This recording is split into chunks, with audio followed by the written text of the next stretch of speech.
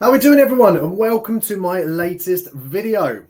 I've got my cup of tea. I'm back in the studio and I've been a little bit quiet with my YouTube videos. I do apologize to all you lovely people out there who've been waiting for me to do some more regular uploads. I've had a few cool fishing trips over to Rainbow and Romania that I've vlogged.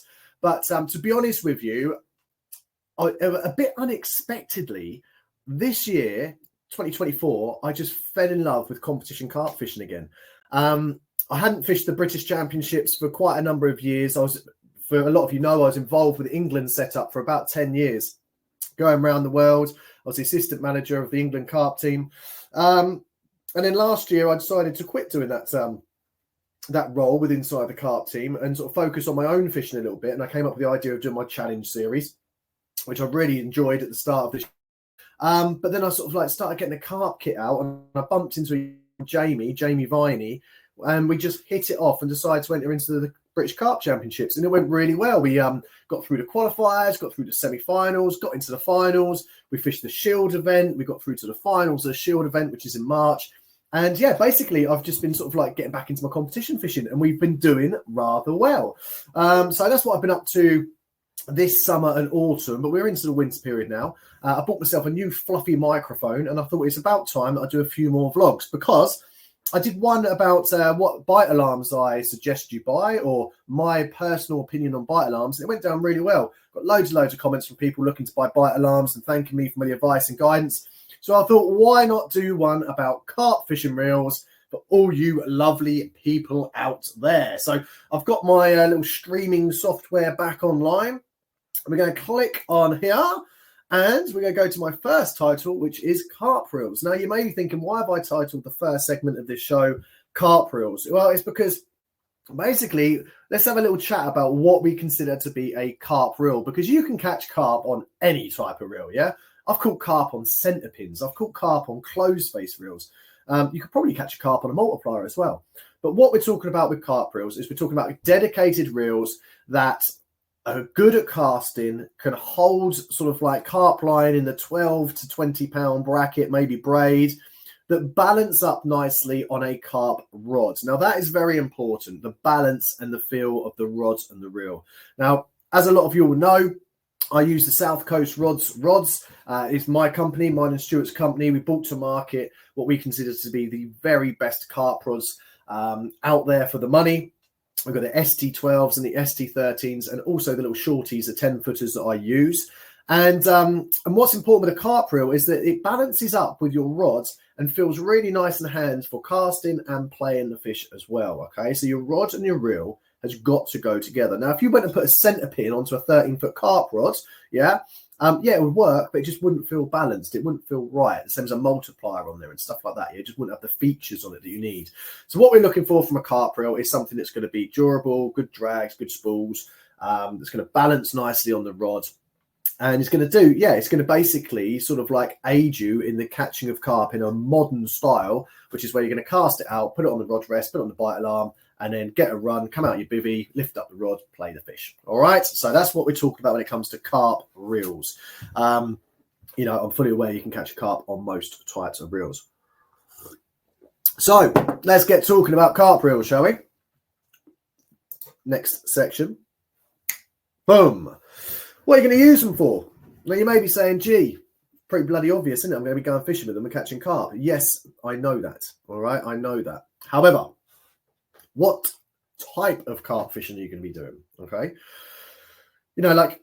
When it comes to carp fishing reels, something like the Shimano bait runners in the sort of the medium sizes or small sizes, I'm a big advocate of Shimano bait runners. They're wonderful reels. They're nice and smooth. They, got bait runner function on them, so you can just quickly put the bait runner on. If a fish swims away from you, it takes line, you turn the reel handle or click the lever down and you're back on your normal drag. I love the bait runners. I grew up fishing with bait runners. However, if you're looking at distance fishing, the bait runners probably aren't the reel for you. If you want something super lightweight to aid the absolute maximum casting range and just balance up on a great big rod that you're casting, maybe not the right rod for you. All right. The same as, and it goes the other way, if you're fishing little 10-foot rods and small waters where you're flicking under, fishing fluorocarbon, flicking underneath the bushes in the margins and stuff for 90% of your fishing, then having a great big pit reel with a big spool that the line's going to sort of like, you know, when you're fishing slack lines, it ends up coming back behind the spool and stuff. That's probably not going to be the reel for you either, okay? So, you know, you do have to have a little think about, you know, what are you predominantly going to be using this reel for? And don't just go with, I say don't just go with YouTube reviews. Don't just go with what people are telling you should have, okay? Have a think about it. And again, like I said on the bite alarm things, just buy your mates a few beers or make them a few cups of tea, right? Put a few posts up on your Facebook page and just say, guys, I'm thinking about getting some bait runners or some reels or some Shimanos or some Daiwas or some pens or something like this. And you say, has anyone got a set that I could just use for the weekend and I'll buy some beers? You'd be amazed out of your mates. They'd be like, yeah, no worries, mate. Take my reels. I love them. Go and have a go with them for a weekend. Yeah. I know I would, some of my close friends, if you wanted to borrow my reels, if you're a close mate of mine, then I'd have no problem saying, yeah, no worries, take the reels out for the weekend if I'm not using them and see what you think. All right. So, yeah, have a think about what you are going to use your reels for. What distance fishing, what line are you going to have on them? What rods? Excuse me, got a frog in my throat. Let me have another bit of my coffee. For those of you that have been watching my previous vlogs, you know that I love coffee. It gives me that little bit of a bounce that I've got inside these videos, which is good. Right. When we talk about rods, you know, this is my 12-foot ST12, yeah? So when I'm talking about balancing it up, what you're looking at is a reel that when you put it onto your carp rod, it doesn't feel heavy and it doesn't feel too light, so the tip becomes heavy of the rod, okay? So you want the balancing points. I don't know if I can pick this up on inside my studio, but this is the reel seat area here of the ST10s. When I've got my reel on there, you want the balancing point just to be just in front of the reel there, yeah, probably about 4 or 5 inches up, so it balances it. So when it's in your hand and you're holding it, it feels nice and balanced in your hand. If you've got too light a reel and too heavy a rod, it becomes tip heavy. You can see here, obviously I haven't got a reel on there, but it becomes tip heavy and it's going to fall down, all right? And you don't want that. You don't want it to be feeling tip heavy, or obviously the reel feeling like you're got a lump of lead on there. So you want it to be balanced on the rod, okay? Okay, so I digress. Let's move along, shall we? What's next? Boom, build quality. Now, when it comes to reels, build quality is important, yeah? What the reel has got under the hood does matter. It's like a car, yeah, it is like a car. Now, when you buy the lower, I don't want to call them budget models, but when you buy the sort of like the entry-level models, obviously the gearing and the components underneath the hood of that reel are not going to be as good as if you're buying the top end ones, okay? All right. But that being said, go back to the first point I made. What are you going to be using these for? Yeah. If you're going fishing, I don't know, you go fishing 10 times a year and you go down just sort of like you're doing, 10 trips down to your local day ticket water, you know, just playing in average fish on 15-pound line straight through, you know, you're entry-level Shimanos, Daiwas, pens, that sort of stuff are going to be absolutely fine for you, right? But if you're going and using and abusing your equipment a little bit more, all right, that's when I'd suggest you go up and spend a bit more money and get something with better gearings inside it. You know, it's got better components. The actual materials that are used are stronger, all right? So that would be my suggestion. The build quality, you do need to think about it. And I personally, and this is just my personal opinion, I would always prefer to go for like if I've got a certain budget to spend, I'd always prefer to go second hand and get a better reel and better build quality than I would just get the box that I'm going to chuck in the bin, all right, and the little bits of paper that I'm going to put in the recycling and all the packaging, and some shiny reel that I'm going to go and chuck in the mud the first time I use it. You know, I would always prefer to go for build quality second hand over just getting something nice and shiny in the box. All right, does that make sense? So that's just my personal opinion on this one. Right, so we talked about build quality. Let's go on to the next one. Boom. Oh, it's a bit late, that one. The drag on the reel. Okay, now the clutch system or the drag on the reel is really important to me because that is what you're going to be playing the fish on. You want I play the fish on. Some people play it on back one still, but really that clutch has to be smooth, okay? You want a nice, smooth clutch. You want the washers on there to be sort of free moving so that when you loosen the drag off, the bait runner's not sticking at all. You don't want to be pulling the line out and finding it sort of catching. That's a sign that your washers are sticking inside there. And you want a nice smooth drag. And also the drag knob, when you go to tighten or loosen the drag, you need to have a little look at that and make sure that you're happy with that type of drag, okay? Some reels have extreme quick drags where you just literally go one click from bait runner and one click the other way and it locks up tight. I don't like a drag that is that quick, okay? I like it so it's about a quarter of the turn. And when I moved, and I'll go through what I use now, but when I moved from my old model of reel to my new model of reel, that was the biggest thing that took me time to adjust, was actually getting used to the drag. You know, I'm playing fishing and I'm thinking I want to tighten the drag a bit and I'm doing 3 clicks. And actually I'm going like way too tight. So it just takes a little bit of time on that one, but have a little think about what you want from your drag. The quick drag system, if I'm honest with you, most reels you'll get used to, okay? It's more how slick and smooth that drag is in the reel, the actual how easy it comes out when you pull the line out of the drag, okay, and what washers it's got. Now, yes, you can upgrade your reels. You can go and get new washers put inside there. People offer carbon washers or washer upgrades, and that is something that you might want to consider further down the line. But when you are looking at the reel, make sure you're happy with the drag, okay? And I will, when I go and show you my reels, I've got a few other tips as well with regards to the drags. And then finally, let's go on. Let's have a little look here. Is it going to come up? Oh, me and technology just don't go together. Ah, there we go. The most important thing. What do you think? I think is the most important thing when it comes to picking a fishing reel for me nowadays, okay? That helps me catch more fish put more fish on the bank. Have a little think whilst I go and grab my reels from down here and have another sip. Slap a comment down below. What do you think the most important thing that I think is when it comes to looking for a new set of reels? I bet a lot of you can't guess it. Right. I'll put this one up here. I will put this one here. Anyone guessing? Stick those comments in there and I'll come and answer your comments in a minute. Okay, right. So, I'll put this one over here.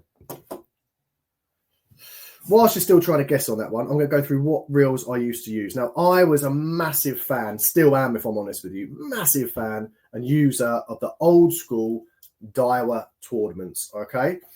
Now, these things here, oh, listen to that. We affectionately refer to them as coffee grinders. They squeal, they're clunky, but they are bomb-proof, okay? Now, I'm the type of angler that I put my rods on a quiver, don't really put cases on them. I chuck them in my van. If I see fish topping, I throw them on my barrow. I'm bouncing them around on the barrow.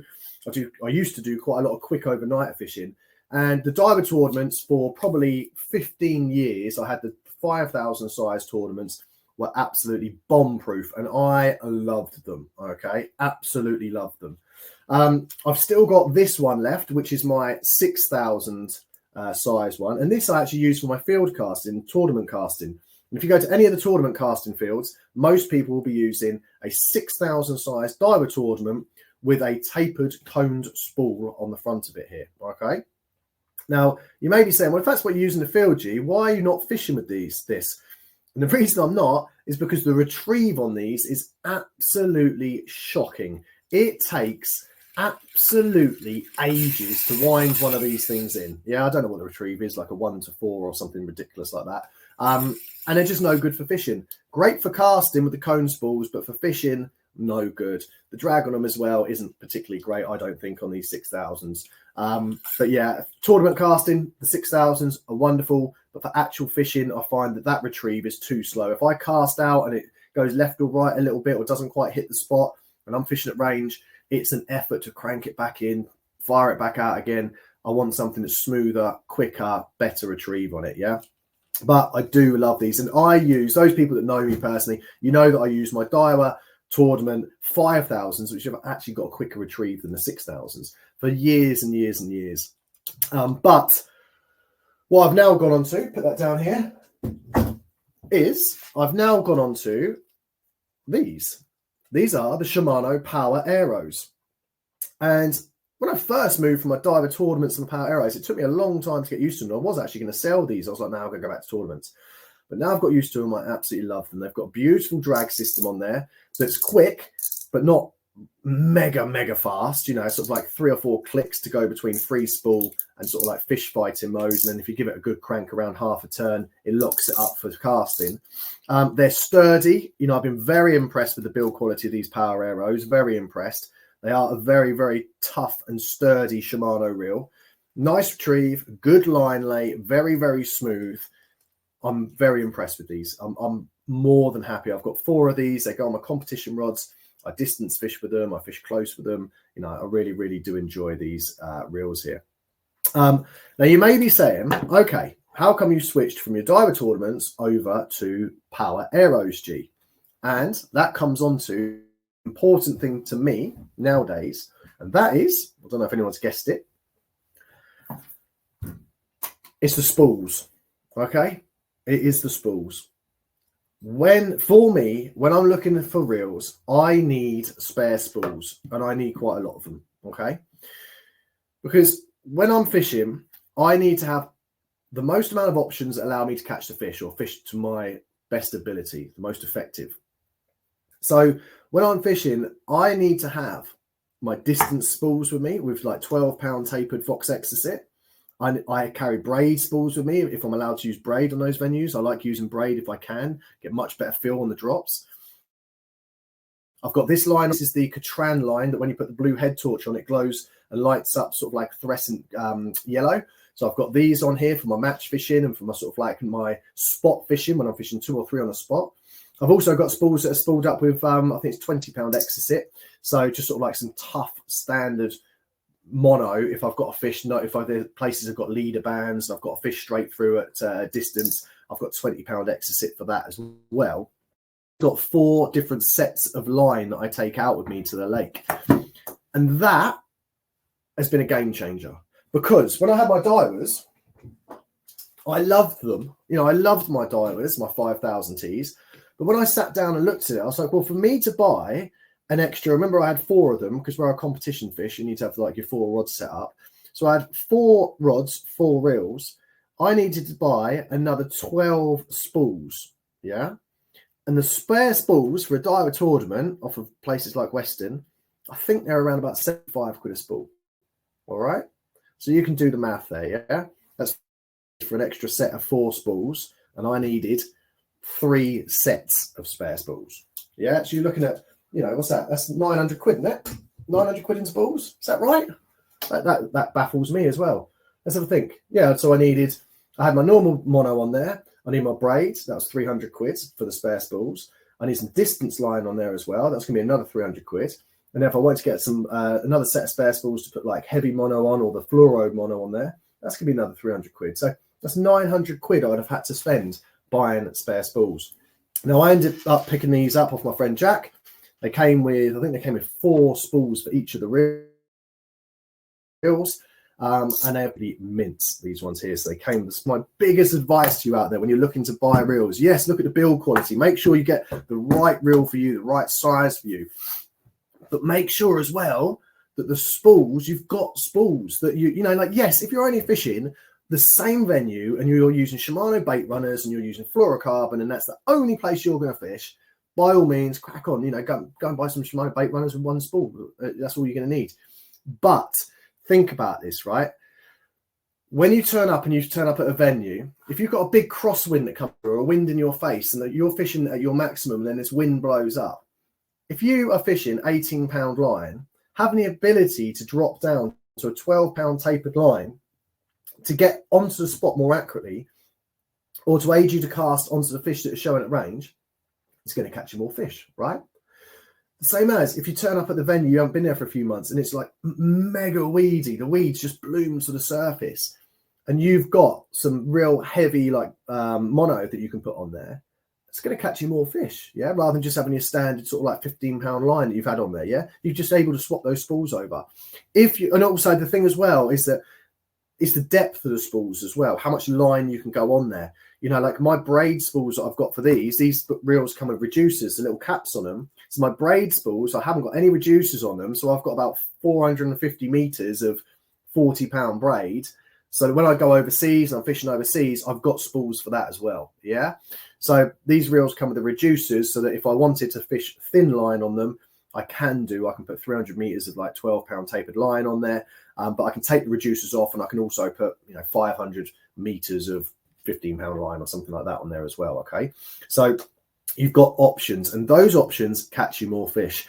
And when we go fishing, a lot of the time, yes, it's how they look on your rods, how tarty they look, how carpy they look, and that sort of thing. But you're of catching fish, people. Okay, that's what we want our tackle to do. Having spare spools loaded up, ready to go, will catch you more fish. I guarantee it. Now, just to throw a little bit of a curveball in there as well, because these reels, yes, they're expensive. All right.